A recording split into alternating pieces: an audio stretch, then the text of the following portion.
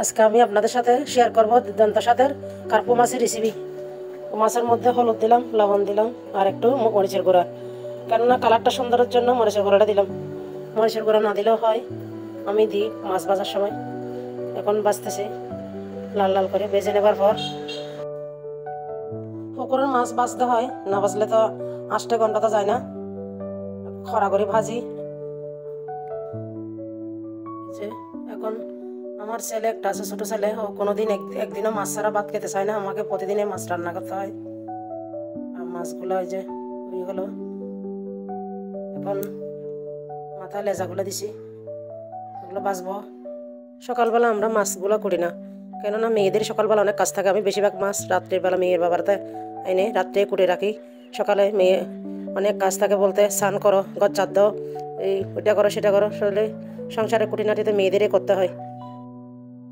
আমরা ছোটোবেলায় দেখেছি আমার মারা কোনোদিন কড়া করে মাছ ভাজতো না।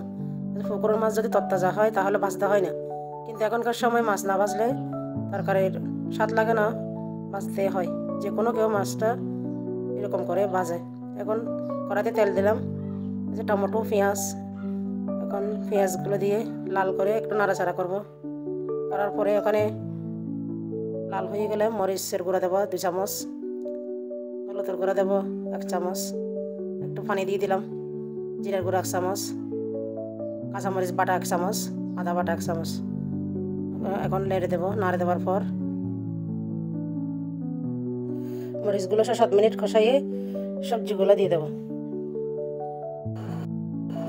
এই মাছের মধ্যে করলা ফোটালও দেওয়া যায়, কিন্তু এখন তো বের হয় না, সেজন্য আমি কাঁচা কলা আর সাথে পুঁইশাকের ডাঁটাগুলো দিছি। পুঁইশাকের ডাঁটা আচ্ছা রান্নার মধ্যে দিলে অনেক স্বাদ লাগে, সেজন্য এর মধ্যে এবার তরকারি দিয়ে একটু নাড়াচাড়া করব। একটু পানি দিয়ে দিছি, পানিটা দিতে হয়, কেননা আমি ওখানে তো আদাটা দিছি না, এখন লেগে থাকার সম্ভাবনা থাকে, সেজন্য বারবার একটু নাড়াচাড়া করতে হয়। এই যে এগুলো দেওয়ার পর একটু নাড়াচাড়া করে দিলাম, কিছুক্ষণ 5 মিনিটের মতো করব। আমার মা বলতো তরকারিটা নাকি ভালো করে কষালে, মরিচ মশলা দেওয়া সব কিছু দিয়ে ভালো করে যদি কষাই তাহলে বেশি স্বাদ হয়। সেই কারণে তরকারিটা আমি ভালো করে কষাচ্ছি, আমার মার থেকে শিখছি এগুলো। নাড়াচাড়া করার পরে তরকারির উপরে যখন তেলটা উঠে আসবে তখন পানি দিয়ে দেবো। পানি দিয়ে দেওয়ার পরে পানিটা ফুটে উঠলে মাছগুলো দিয়ে দেবো। যে পরিমাণ মতো পানিগুলো দিয়ে দিলাম। এখন টমেটো দিছি, টমেটো দেওয়ার পরে এখন একটু ভালো করে নাড়াচাড়া করে দেবো। মরিচ মশলাগুলো 4-5 থেকে নামিয়ে দেবো। নামিয়ে দেওয়ার পরে এখন এই যে ভালো করে ফুটে উঠছে, ফুটে ওঠার পর এখন মাছগুলো দিয়ে দেবো। মাছগুলো দেওয়ার পর আরও কিছুক্ষণ রান্না করতে হবে, জাস্ট আরও 5 মিনিটের মতো রান্না করতে হবে। মাছটা অনেক তরতাজা, তাই জন্য আমি ঝোলটা বেশি দিছি।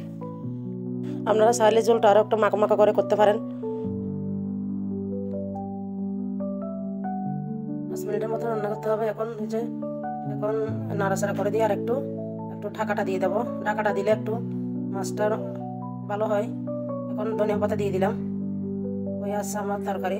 এই যে তরকারির উপর যখন তেল উঠে আসবে মনে করবেন আপনার রান্নাটা হয়ে গেছে কমপ্লিট। এখন রান্না হয়ে গেল কার্পু মাছের ঝোল। এখন বাটিতে তুলে নিচ্ছি, গরম গরম পরিবেশন করবো। দুর্দান্ত স্বাদের আমার কার্পু মাছের রেসিপি।